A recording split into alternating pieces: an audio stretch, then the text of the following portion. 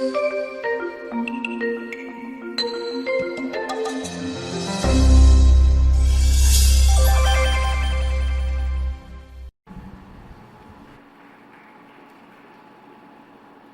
Lord is great, and His greatness should be felt even in our daily lives. Ang kadakilaan ng Diyos ay dapat maghari maging sa kalit-liit ang sulok ng ating buhay, lalong-lalo sa pagsasama ng mga nagmamahalan sa buhay. 2 Kings 4:1. One day, the widow of one of the Lord's prophets said to Elisha, "You know that before my husband died, he was a follower of yours and a worshiper of the Lord. But he owed a man some money, and now that the man is on his way to take my 2 sons as his slaves." Isang lingkod ng Panginoon, isang lalaki ang namatay na may naiwang utang, at ngayon ang kanyang naiwang balong babae ay nag-aalala dahil ang dalawa niyang anak na lalaking batang-bata pa ay kukuhanin na para maging alipin ng pinagkakautangan na hindi nabayaran.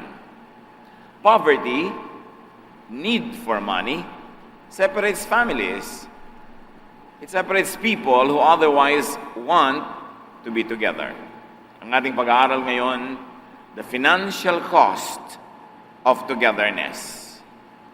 Ano ba talaga ang bayad para ang mga pamilya, mag-asawa, nagmamahalan sa buhay ay manatiling magkasama? Panginoon naming Diyos, papagliwanagin niyo po ang aming isip. Turuan niyo po kami na ang kadakilaan yung nasa kalangitan ay bumaba sa lupa at maramdaman, maghari, mamayani sa aming pang-araw-araw na buhay. Mangusap po kayong may kapangyarihan. Linisin niyo po ang aming puso, patawarin kami sa aming mga kasalanan at papagliwanagan ang aming isip upang maunawa namin na magandang kalooban niyo para sa aming buhay. Kayo pong maging kaisa-isa at tunay na tagapangaral, gamitin niyo lang inyong lingkod. We want to hear your voice. Lead us unto greater knowledge of you and unto greater freedom in this life. In the name of Jesus, your Son, our Lord, our friend, we pray with thanksgiving. Amen. Ano ba ang mga dynamics of togetherness? Ano ang mga batas, patakaran para ang pamilya, mag-asawa, magkakaibigan ay manatiling magkakasama? Maraming mga dapat isaalang-alang. Unang-una, life is better lived in togetherness with those you love. With those who love you. With those you agree with. In fact, with family, especially one's spouse or partner. Higit na matimyas, matamis, masaya, matiwasay, maganda ang buhay kung kasama mo araw-araw o mas madalas, mas mabuti, yung mahal mo, yung nagmamahal sa'yo, yung kaisang isip mo, yung kakampi mo, ang iyong pamilya, lalong-lalo ang iyong kabiyak. Genesis 2:18, the Lord God said, "It is not good for the man to be alone." Matapos lumikha ang Diyos ng maraming bagay at ang lahat ng kanyang comment pagkatapos ay, "And God saw that it was good," the first mention of something not good in creation is a person's being alone. It is not good for a man to be alone, or woman, or child, or anyone. And yet, mahigit 10 milyong Pilipino ang naninirahan mag-isa. They live alone as OFWs, separated from loved ones by financial need, by the need to be employed away from home. At hindi lang yung mga nag-a-abroad ang nawawalay sa pamilya, pati yung mga local OHFWs, or out of hometown Filipino workers. Marami rin na kailangan umalis sa kanilang mga probinsya para pumunta sa mga syudad, para mamasukan. Maraming alone. Maraming isolated. At hindi natin pinag-uusapan yung lumayo, alone kasi choice niya, kasi gusto niya. Ang pinag-uusapan natin yung napipilitan na mawalay sa pamilya para lang kumita ng pera. Proverbs 5:18, "Be happy with the wife you married when you were young, So maging si Solomon, ang payo niya, be happy with the person that you care about. Yet many couples are separated by financial need. 1 Corinthians 7:5, do not deprive each other, perhaps by mutual consent and for a time, except for a mutual consent. Huwag daw ninyong tatanggihan ang inyong asawa, liban na lang napag-usapan nyo, at dapat sandali lang, so that they may devote themselves to prayer. Then come together again, so that Satan will not tempt you because of your lack of self-control. Tungkulin daw ng asawa sa kanyang kabiyak na huwag tatanggihan ang mga pangangailangan ng kanyang kabiyak. At pwede lang daw mangyari ito sa paminsan-minsan, panandalian, at kung napagkasundoan muna nila dahil gusto nilang mag-focus sa pananalangin sa mga bagay na espiritual. Pero kailangan daw matapos yan ay dali-dali silang bumalik sa piling ng isa't isa dahil mahirap ng labanan ang kawalan ng pagpipigil sa sarili. Yet, many couples are deprived of each other because of financial need. They are separated because somebody has to work far away. 1 Corinthians 7:9, but if you don't have enough self-control, so go ahead and get married. After all, it is better to marry than to burn with desire. Sabi ni Pablo, kung ako tatanungin nyo, mas papayuhan ko kayo, huwag na lang kayo mag-asawa para hindi complicated, lalo gusto nyo maglingkod sa Diyos. Pero, kung nagliligiyab, naglalagablab, nilalagnat kayo sa pagnanasa, ay mabuti pa mag-asawa kayo nang may mapagbuntunan kayo ng lahat ng inyong mga pagnanasa, kaysa naman magliyab kayo ng ganyan-ganyan na lang. So, mahalaga sa mag-asawa, magkasama, para pagbuntunan nila ang isa't isa ng lahat ng kanilang mga pagnanasang makalupa. At hindi yun minamasama, basta tama ang pinagbubuntunan mo. Yet many married people burn with unsatisfied desire because of unwanted separation caused by search for employment. At madalas pa nga, sa tagal na hindi magkasama ang mag-asawa, may mga nabubulid, natutokso, nadadarang at nababaling ang lagnat, hindi kay Mr. Right, kundi kay Mr. Right now. Hindi kay Mrs. Right, kundi kay Mrs. Right now na nandyan, nakakalat at available. Maraming mga mag-asawa ang nagsisimulang nagtitiis na magkawalay para magkatrabaho, pero nahuhulog ang loob sa iba sa tagal ng lungkot at pangungulila na mamaya hindi na sila nakakabalikan, nawawasak na ang pamilya. Matthew 19:5-6, that's why a man leaves his father and mother and gets married. He becomes like one person with his wife. Then they are no longer two people, but one. And no one should separate a couple that God has joined together. So nililinaw dito ni Jesus na nag-aasawa ka para magsama kayo, hindi para magkahiwalay at magkalayo. At wala daw dapat maghiwalay sa mag-asawa. Hindi lang pinag-uusapan dito mga kontrabidang tao, hindi lang pinag-uusapan dito ay mga kung ano-anong bagay, kundi kahit ano na naghihiwalay sa mag-asawa ay hindi ka nais-nais, kahit employment, kahit pagpapayaman. Financial needs also separate many couples. Nag-asawa ka pa, ang katabi mo unan. Although, mamahalin naman yung unan mo dahil pinapadalang ka ng pera, pero ganun ba talaga dapat ang buhay? Togetherness has a financial cost, a price tag. It costs money to stay together if you don't have a lot of it. Para patuloy na magkasama ang mag-asawa, ang mga magulang at anak, ang magkakapatid, ang magkakaibigan, may bayad, binabayaran. Togetherness should be able to afford food, shelter and clothing, and other needs while staying together.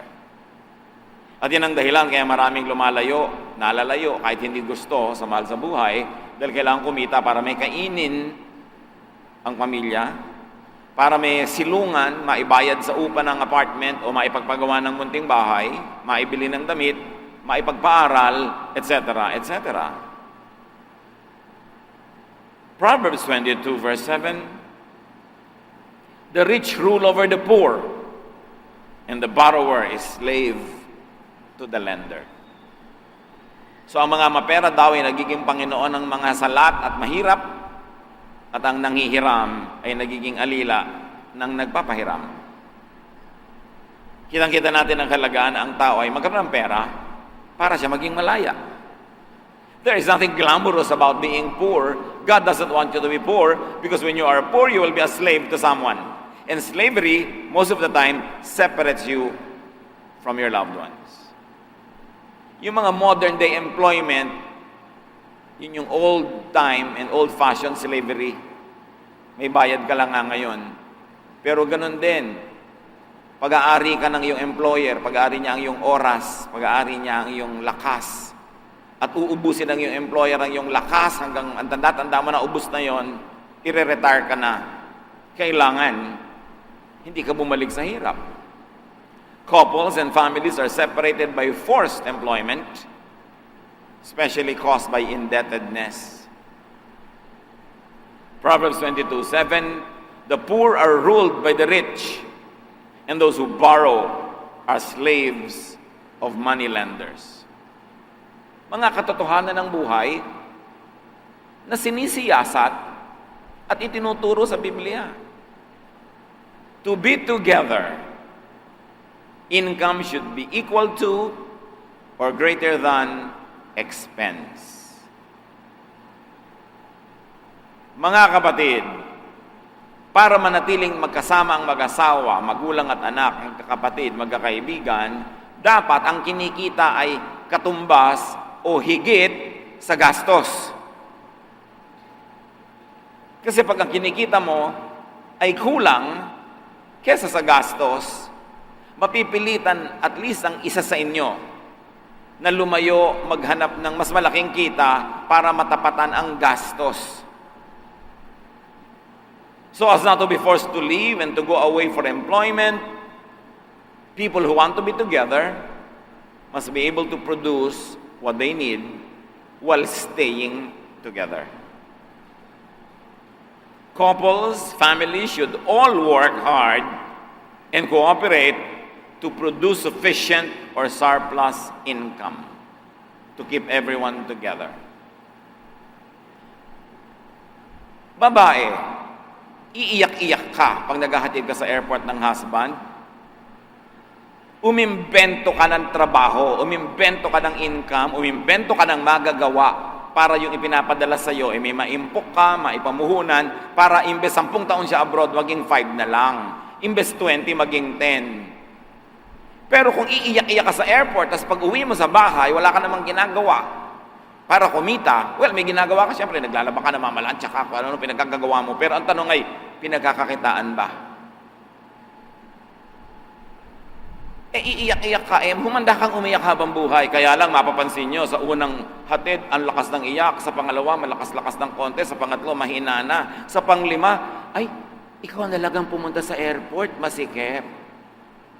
Pabawas na ng pabawas ang lungkot. Kasi nasasanay na, dangerous. If you want to keep everyone together, everyone should work hard, one, to earn. O mga anak, iiyak-iyak kayo pag hinahatid nyo ang tatay o nanay sa airport. Mag-part-time job kayo. Gumawa kayo ng paraan para ipinapadala sa inyo, ma-extend, hindi pa dumadating ang next padala. Humihingi ka na naman. Pag hingi ka ng hingi, sinasabi mo sa magulang mo, huwag na kayo umuwi, dyan na lang kayo abroad kasi kulang at kulang sa gastos ko ang padala nyo. Nalulungkot kayo dahil malayo ang inyong magulang, tapos humihingi kayo ng cellphone na may folding bed sa loob. Hindi pa sapat yung lumang cellphone, kailangan laging bago. Nalulungkot yung asawa dahil ating aalis ang husband kasi hindi pa kontento sa makeup na Duquesa. Ang gusto pa, branded. Hindi pa kontento magsuot ng mura, gusto pa mahal. Isinumpa nyo na yung asawa nyo na huwag nang umuwi. Kung luho kayo ng luho. Mga magulang na nalulungkot daw pag umaalis ang anak, tapos anak, ibili mo ako ng kotse. Anak, ipagpagawa mo ko ng malaking bahay. Gusto ko yung bubong maraming bintana. Yung mga bubong na letter A, na uso ngayon kahit saan na lang, ang daming letter A na bubong. Kahit hindi kailangan lagyan ng bintana yung bubong, may kunwari bintana. Ewan kung saan napulot yung pangit na design na yan. Gastos ng gastos. Payabangan ng mga magulang sa palakihan ang ipinapadala ng anak. Tapos nalulungkot kayo pag umaalis. Ang totoo, ipinagtutulakan nyo, wag nang bumalik. Kung hingi kayo ng hingi. Ephesians 4:28, be honest and work hard so you will have something to give to people in need. Kaya kung minsan, nadadala na yung mga kamag-anak natin na naninirahan sa ibang bansa na umuwi dito. Paano? Uuwi lahat, umaasang may pasalubong. Kahit walang pabaon doon sa umalis nung umalis yun, kailangan pasalubungan mo pag bumalik ka.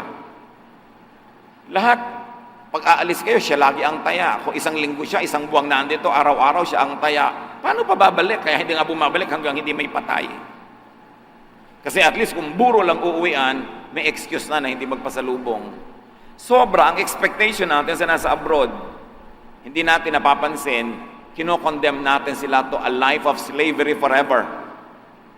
Because we do not help them save the precious income that they make. Sino daw ang magaling na asawang babae o lalaki? Proverbs 31:16-18. She knows how to buy land and how to plant a vineyard, and she always works hard. She knows when to buy or sell, and she stays busy until late at night. And you are not talking about a 21st century lady, you're talking about the woman of Proverbs. Babaeng nabuhay nung una pang panahon, hindi nakasandal sa asawa. Hindi lang hingi ng panggastos.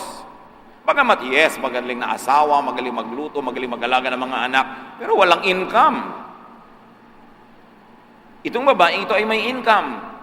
Namumuhunan, nagnenegosyo, nananahi, nagbebenta ng mga binatahi niya, at the same time, mahusay siyang babae. Hindi kailangang i-equate na pagka ikay babaeng nagnenegosyo at nagtatrabaho, ay wala ka ng kwentang ina, o wala ka ng kwentang asawa. Kayang gawin yun ng sabay, lalo't kung ang mga anak ay magko-cooperate. Mga anak, gusto nyo ang nanay nyo is a good housewife and at the same time may negosyo o may trabaho. Aba, magtrabaho rin kayo sa bahay. Share in the household chores. If you are a member of a family, you must have a household chore. Hindi ka pwedeng parang laging bisita araw-araw. Kailangan ang lahat nagtutulungan kung gusto nyo ang lahat lumaya para meron kayong time to be together. Pwede siguro na ang babae or husband ay walang gainful, profitable employment or income or business kung sobrang laking kumita ang kanyang asawa. Kayang-kaya siyang suportahan. Pero yung kulang at kulang ang kinikita ng inyong asawa, tas kayo walang alam kundi gumastos at hindi kayo kumikita ng extra income, ba't di nyo lang sasaksakin sa likod? Kailangan tulungan yung kumikita. At ang tulong natin ay kumita din tayo. O kung hindi pa natin kaya, huwag naman tayo sobrang magastos. Huwag maluho, wala ka nang kinikita, ang gastos mo pa. Kaya kailangan tulungan. Yun naman kung talagang mahal natin. The wife or the husband would do well to also earn. Kaya kung ang mapapangasawa mo, dalaga o binata, ay OFW o seaman, magtrabaho ka, magplano ka magtrabaho, magnegosyo ka, huwag kang maging dependent lang na yung asawa mo, 2 months ka lang nakakasama at nag-e-enjoy sa bawat taon, tapos 10 buwan na sinisiklot-siklot ang mga alon sa gitna ng dagat. Kung talagang mahal mo ang asawa mong seaman, huwag kang maging dependent lang. Magtayo ka ng tindahan, mag-buy and sell ka, magnegosyo ka. Kung meron kang mga anak na inaalagaan pa, na kailangan nasa bahay ka, marami na ngayon na home-based negosyo. Imbes bumili ng mga alahas at mga sapatos, bumili ka ng magandang computer, maghanap ka ng magagawa mong negosyo online. Pag sabi mo, naku, pastor, hindi po ako marunong mag-online. Maging alipin ka habang buhay. Sige, ipaalipin mo ang asawa mo habang buhay dahil ayaw mong sa mag-aral niyang online. Kung gusto mo mag-makeup, ganon. Kailangan marunong ka maghanap buhay. Couples, families, all work hard and cooperate to remain free and to be together. Pag meron kayong part of the family na ang tagal-tagal lang nagtatrabaho abroad, hindi makauwi-uwi, may kasalanan din kayo doon. Baka sobra kayong gumastos o hindi kayo tumutulong kumita. Proverbs 12:24, work hard and you will be a leader. Be lazy and you will end up a slave. Or kung hindi ikaw maging slave, yung tatay mo, yung nanay mo, yung asawa mo ang magiging slave forever pag lazy ka. At may mga ganyang kapatid, ang bata-bata mag-aasawa, wala malang pambili ng gata. Sinong hihingan? Yung kapatid na OFW. Siyempre, pagkatapos ng gatas, lalaki na yung bata, mag-aaral na. Kanino hihingi ng pangmatrikula? Kay kapatid na nagtatrabaho or OFW. At hindi na matatapos ang pasan ng taong ito at hindi uuwi dito hanggang hindi isang malamig na bangkay o sobrang tanda na. Nanakawan na siya ng buhay. Absent siya sa lahat ng birthday, lahat ng pagtitipon, lahat ng graduation, lahat ng mga kasiyahan. Dahil hindi na siya makauwi-uwi sa gastos ng kanyang mga sinusuportahan. Is that the way to love people? Everyone should contribute to the group income by making or earning or at least helping and saving money. Dapat tumutulong tayo sa pagkita ng pera. At kung hindi tayo makatulong dahil sobrang tanda, sobrang bata o may sakit, tumulong ka man lang sa pamamagitan ng pagtitipid, pagbabawas sa gastos.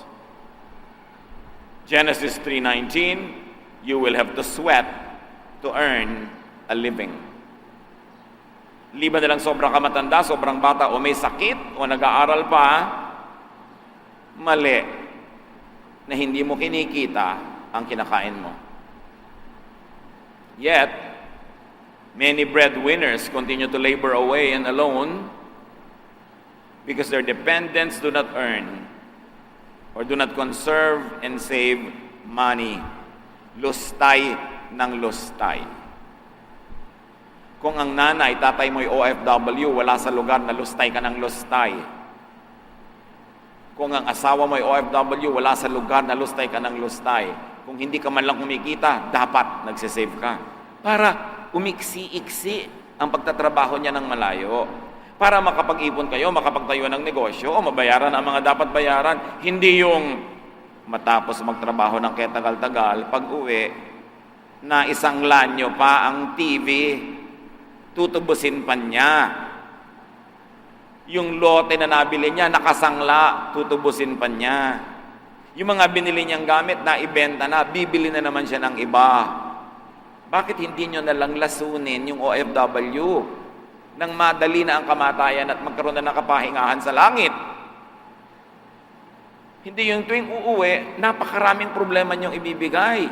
Konting ginhawa, konting saya, hindi pa maibigay dahil kutakot-takot ang listahan ng utang na titingnan, kutakot-takot ang daing, ang dami-daming pupunta, ang daming hihingi. Kala mo napupulot ang pera abroad.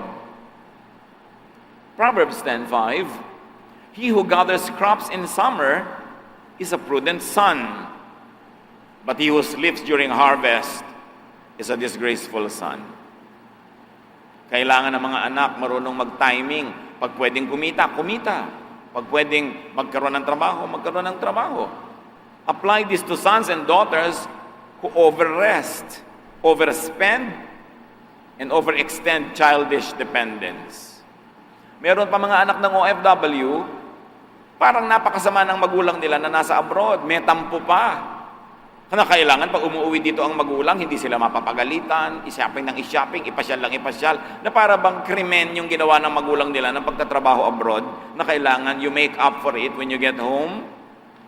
Aba, pag yung mga magulang nyo nagtatrabaho umuwi, kayo naman ang magbigay sa kanila ng ginhawa, ng saya. Hindi yung sila pa rin ang magbibigay sa inyo forever. Proverbs 6:6-8. You lazy people can learn by watching an anthill. Ants don't have leaders, but they store up food during harvest season. So alam nyo, marami kayong matututunan sa langgam. Panoorin nyo kung paano sila magtrabaho. Wala sila mga leader, pero lahat nagko-cooperate. Nag-iipon ng makakain. Ang isang maliit na langgam, makikita mo, may binubuhat-buhat na pagkalaki-laking butil ng bigas, malaki compared sa size ng kanyang katawan. Pero binubuhat niya, nagmamadali siya para madala niya sa kanilang lungga. Para may nakastore na pagkain, kung tag-ulan, kung walang makuha sa ilang araw, meron silang kakainin. Langgam lang yon, mabuti pa sa maraming tao. May nagtatanong, bakit po maraming mahirap na pamilya sa Pilipinas? Nagtanong ka pa. Ang itanong mo, sa mga mahihirap na pamilya, ilan ang may trabaho? Isa. Ilan ang dependent? 7, 8. Pinag-aaral itong kapatid, kabata-bata magbubuntis, o hindi na lang siyang inang papakainin, pati yung anak niya ngayon, ibibili pa ng gatas, nung ate o kuya niya na nagtatrabaho. Kaya maraming mahirap kasi ang daming umaasa sa kaisa-isang kumikita. Dapat lahat kumikita kahit mumunti. Alam niyo ba na kung gusto niyo talaga magtrabaho, hindi kayo maubusan ng trabaho? Ngayon lang, maghanap ka ng labandera o planchadora, ang hirap eh. Ang hirap. Pero ang daming nakatunganga. Tingnan niyo sa mga television shows, pag nagpupunta yung mga TV crew sa mga barangay, milyong-milyong tao ang nakatunganga available para pumunta doon, manood, pumalakpak. Ibig sabihin mga walang trabaho. Nakatuyag-yag sa bahay, nakatihaya doon. Walang ginawa kundi manood ng TV. Hindi kumikita. 2 Thessalonians 3:10, we also gave you the rule that if you don't work, you don't eat. Biblia ang may sabi niyan, hindi mga komunista. Pag daw hindi nagtatrabaho, hindi naman sobrang bata, sobrang matanda o may sakit, hindi dapat kumain. Isipin nyo, kung mamamatay sa gutom lahat ng walang trabaho, di yayaman ang bansa. Kukunti ang dependents. Ang matitira yung may mga may trabaho, di maunlad. Para Singapore, lahat may trabaho, kaya maunlad. Kaya hindi tayo maunlad, may isang magtatrabaho, itutulak natin mag-abroad at hindi na natin papauwiin pa sa dami ng ating mga hinihingi. To be together, income should be above expenses. People should be helping save money by frugal, by wise spending, and investing. And it's also important to have necessary insurances. Isang pagkakasakit, isang kamatayan, nakakalumpo ang gastos. Kaya dapat sikapin mo kahit paano may insurance ka na matino at mahusay na company. Proverbs 13:22, a good person leaves an inheritance for their children's children. Ang mahusay na tao, nag-iiwan ng pamana sa kanyang anak at mga apo. Hindi yung walang ipinamana, kundi utang. And of course, everyone should contribute to the group's income by living within its means. The group's means. Malungkot, masakit, mapait, pero walang sugat na magagaling, mapapagaling kung di mo nabubulat-latin, lalanggasin, lilinisin kahit mahapdi. Kailangang ayusin ang mga sakit ng lipunan para makaahon tayo sa hirap. Kailangan palitan ng paraan ng pag-iisip. Many couples and families are separated by financial needs. Separation because of financial needs could be avoided, shortened, or ended if everyone would cooperate. Ang lahat ng uri ng paghihiwalay dahil sa pagtatrabaho ay pwedeng iwasan, mapaiksi o mawakasan kung ang lahat ay magtutulungan at tutulong. Togetherness requires agreement. Agree ba kayo to be together? Amos 3:3, can two people walk together without agreeing to meet? So ang tanong, kayo mga nagmamahalan sa buhay, agree ba kayo to be together? Yes or no? Togetherness requires commitment. Pag sinabi niyong yes, gusto kong kasama ko ang asawa ko sa buhay, gusto kong kasama ko ang magulang, ang anak ko, ang kaibigan ko, ang partner ko sa buhay, yes, commit. Meron kang pananagutan. Matthew 26:40, he came back and found his disciples sleeping. So he said to Peter, "Can't any of you stay awake with me for just 1 hour?" Sabi ni Jesus, samahan niyo ako sa panalangin. Huwag kayong matulog. Masyado akong maraming mabigat na dala. Tumalikod lang si Jesus para magdasal. Nung balikan niya yung kanyang mga disipulo, tulog. Dapat huwag niyong tulugan ang inyong kasama, ang inyong mahal sa buhay, na may mabigat na dalahin. Kung nahihirapan siya sa kanyang mga gawain, huwag kayong magpasasa. Huwag magpasarap. Dapat dumamay tayo. Para siya ay may kasama, siya ay may katuwang. Togetherness requires cooperation. Kailangan ng pagtutulungan ng lahat. Every able-bodied family member should help keep the family together. Should protect the family from separation because of financial needs.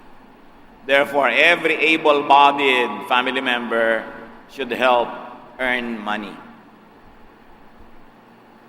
Huwag niyong isipin kung anong susunod na bibilhin, kung anong susunod na hihingin.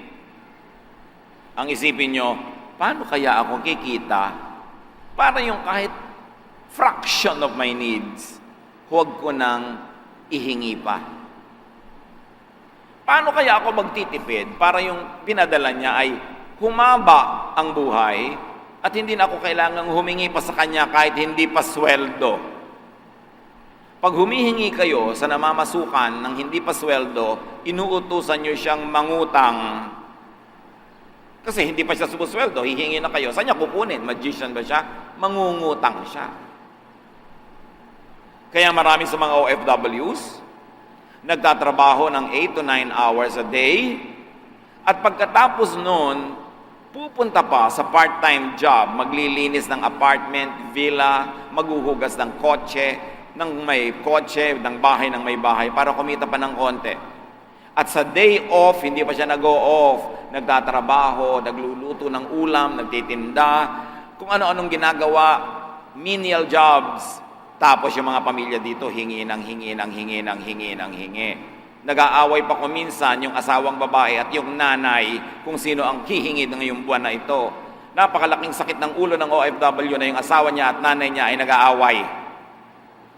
And yet, awayan ng mga babaeng ito with their selfish motives and intentions to get, without thinking of the peace of mind of this poor person who is alone abroad.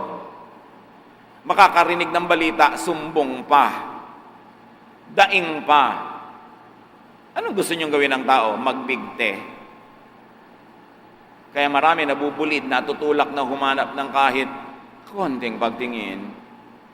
Kay Mrs. Right now na available at dumadaan doon, na nalulungkot din dahil yung asawa naman niya sa Pilipinas, pinapadala niya ng pera, walang trabaho, may kerida pa. Tapos yung anak niya pinag-aaral, absent, nagbuntis, nagdrugs pa. Kasi pinagmamalaki natin, mayroon tayong 10 million or 11 million OFWs. Hindi naman dapat ipagmalaki yun eh. Dapat yun lutasin.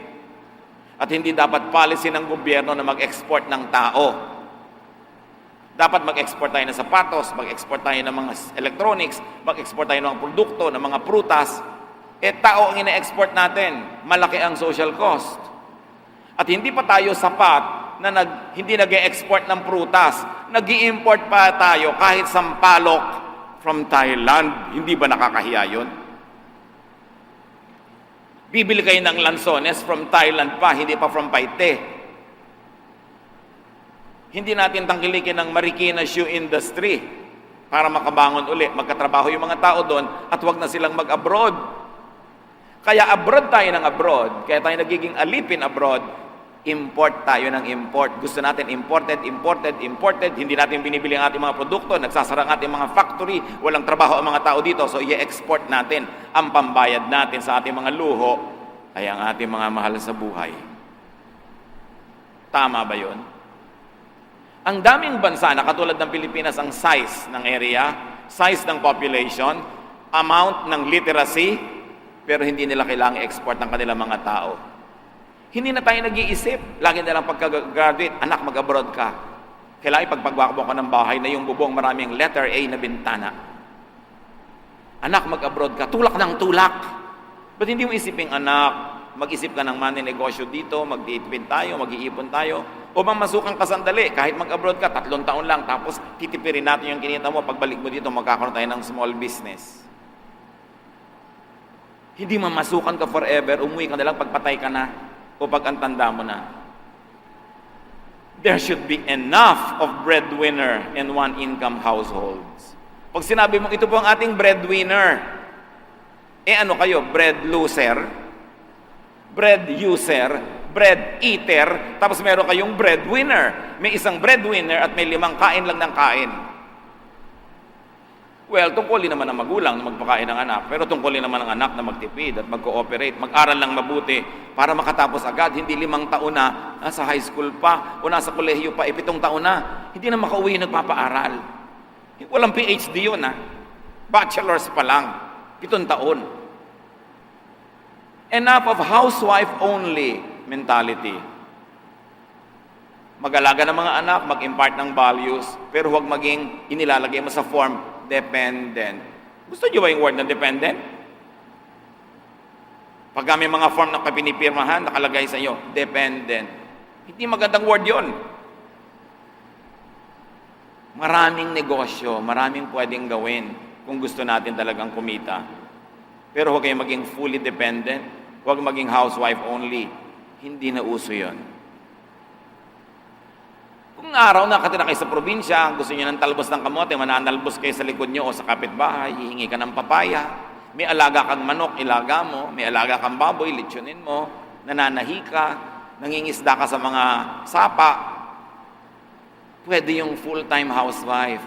Pero ngayon, pati drinking water binibili. Maraming binibili ngayon, drinking water, load, binibili. Pati buhok ngayon, kinukulay-kulayan. Napakarami binibili. Nagbabayad ka pa ng mga kung ano-anong mga internet fees. Nagbabayad ka pa ng mga TV connections. Kaya raming binibili ngayon, kailangan kumikita ang lahat. Iba na ang panahon, nakasya nun yung kita ni tatay for all. Kasi yung mga anak naglalakad papasok sa eskwela. Ngayon 3 kanto lang, magta-tricycle pa. Puro gastos. Sinong kikita? Stop spending too much time and energy doing just household chores. Pag naglalakbay ako dito sa ating bayan, kahit saan kumakita, lalo umaga, buong umaga, 90% ng kababaihan ay naglalaba. Laba ng laba, ng laba, ng laba, hindi naman umaasenso sa buhay, hindi naman yumayaman, mahirap pa rin. So huwag na kayong maghanap ng sobrang puting laba, yung mamuti-muti lang, tama na. Alam niyo naman mga commercial ng sabon panlaba, dinadakila ang babaeng maputing maglaba. Yung maraming bula, at ang pinakamataas na papuri sa isang babae ay masabi ng asawang, ang bango ng aking polo. Ang babae naman kilig na tuwang-tuwa. Gusto niyo ba yung maling imahe na yun ng babae na ang pinakamatayog na pangarap ay maging dakilang labandera? Ilang oras sa buhay niyo ang nauubos kalalaba? Kapaplansya, bumili na lang kayo ng mga wash and wear. Kahit medyo lukot-lukot ang suot ng damit, kumikita ka naman, di bali na kaysa sobrang planchado, gumastos ka pa sa kuryente. Iba na ang panahon. Kailangan ng tao praktikal para mawakasan ang pagpapaalipin ng mga mahal natin sa buhay sa malalayong lugar. Baka mas kikita ka pa kung magwa-washing machine, bayaran mo yung kuryente, pero yung iba kang trabahong ginagawa, kesa laba ka ng laba ng laba ng laba. Tapos ang dami mong gagastusin sa lotion para palambutin muli ang kamay mong napuno ng kalyo. Think you've got to change the way you live because times have changed. Pag dumadaan ang oras na wala kang kinikita, tapos may ginagastos ka pa, negative yun. So kalimutan na yung ang puti, ang bango ng labada. Mga anak nyo, maglabas sila ng kanya-kanyang damit para kumita rin kayo. May mga nanay na sobrang dakila, wala namang ginagawa yung anak kundi mag-basketball o mag-text o ipinaglalaba pa ng damit. Baguhin nyo na yung ganyang makalumang pag-iisip para kumita. Hindi ibig sabihin maging bulagsak o walang kwentang ina. But use your time to earn money, lalong-lalo kung kaisa-isa lang ang breadwinner at ang lahat bread users. Paano i-describe ang napakadakilang babae sa Proverbs 31, 10 to 31? A truly good wife is the most precious treasure a man can find. With her own hands, she gladly makes clothes. She is like a sailing ship that brings food from across the sea. She knows how to buy land and how to plant a vineyard, and she always works hard. She knows when to buy or sell. She makes clothes to sell to the shop owners. She takes good care of her family and is never lazy. Charm can be deceiving, and beauty fades away, but a woman who honors the Lord deserves to be praised. And how does this woman honor the Lord? Hindi sa kasasabi lang ng praise the Lord, sa pagtatrabaho, sa pagiging matinong babae. Na hindi pinapabayaan ang kanyang pamilya, time management lang. And this should also apply to men. Enough of the word dependent. Tulad nga ng sinabi ng 2 Thessalonians 3:10, we also gave you this rule, that if you don't work, you don't eat. So conserve and save money. Togetherness has a financial price.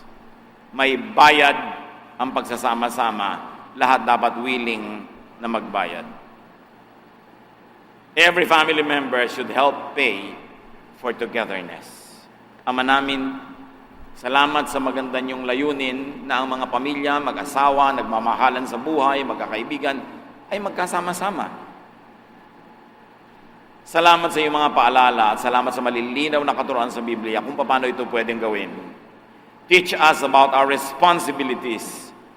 Teach us to be productive so that we may enjoy togetherness.